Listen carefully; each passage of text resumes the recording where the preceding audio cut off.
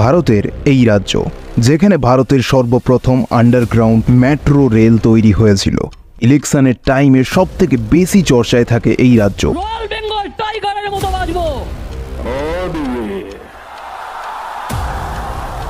ভারতের সর্বপ্রথম মিউজিয়াম, যেখানে রয়েছে প্রায় 4000-এরও বেশি কঙ্কাল।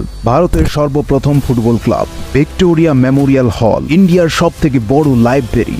এছাড়াও এই রাজ্যটি তার সংস্কৃতির জন্য বিখ্যাত। হ্যাঁ, আপনি ঠিক ভাবছেন, ওয়েস্ট বেঙ্গল বা পশ্চিমবঙ্গ। পশ্চিমবঙ্গ জন্ম দিয়েছে বহু প্রতিভার। সুভাষ মুখোপাধ্যায়, রাজা রামমোহন রায়, ঈশ্বরচন্দ্র বিদ্যাসাগর, রবীন্দ্রনাথ ঠাকুর ছাড়াও আরও অনেক বিশিষ্ট ব্যক্তিদের। বর্তমানে পশ্চিমবঙ্গের জনসংখ্যা প্রায় 10 কোটির কাছাকাছি। আমি দেবায়ন ত্রিপাঠী, আর আজকের ভিডিওয় জানবো কলকাতার ইতিহাস, আর জানবো কলকাতার ইকোনমিক কন্ডিশন ডাউনের কারণ, কেন বাড়ছে কলকাতায় দারিদ্রতার হার। চলুন সময় নষ্ট না করে ভিডিওটি শুরু করি। পশ্চিমবঙ্গ এমন এক রাজ্য, যে রাজ্যের মানুষরা পৃথিবীর সর্বত্র ছড়িয়ে রয়েছে। আর এই রাজ্যের মধ্যে সব থেকে বিখ্যাত দ্য সিটি অব জয় বা কলকাতা। কলকাতায় রয়েছে পৃথিবীর দ্বিতীয় বৃহত্তম ক্রিকেট স্টেডিয়াম ইডেন গার্ডেন। রয়েছে বড় বড় বিল্ডিং, কিন্তু বিল্ডিং এর পেছনে রয়েছে দারিদ্রতা। কিন্তু এই দারিদ্রতা দীর্ঘদিন ধরে ছিল না। একসময় কলকাতা ইন্ডিয়ার পলিটিক্স, অ্যাডমিনিস্ট্রেশন এবং ইকোনমিক সেন্টার ছিল।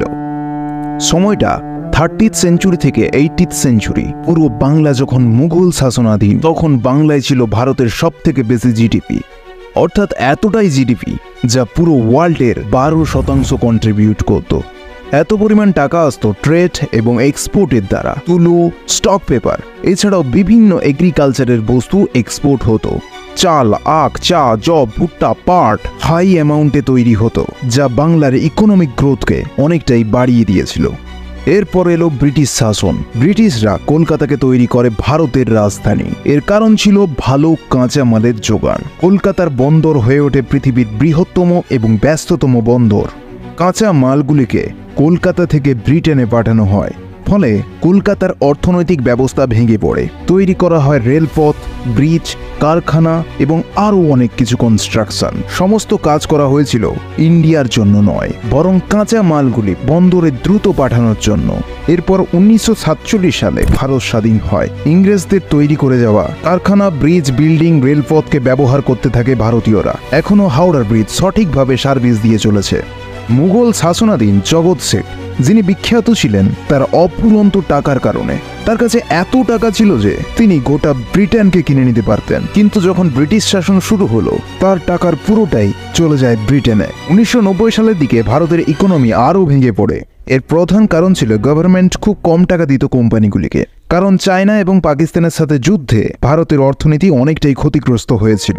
এছাড়াও 1965 থেকে 1967 সালের মধ্যে অনাবৃষ্টি দেখা যায়, ফলে ভালো ফসল না হওয়ায় ইকোনমিক কন্ডিশন ভেঙে পড়ে। 2011 সাল পর্যন্ত সিপিআইএম রাজ করে। এরপর আসে তৃণমূল লঞ্চ করে স্টার্ট আপ বেঙ্গল।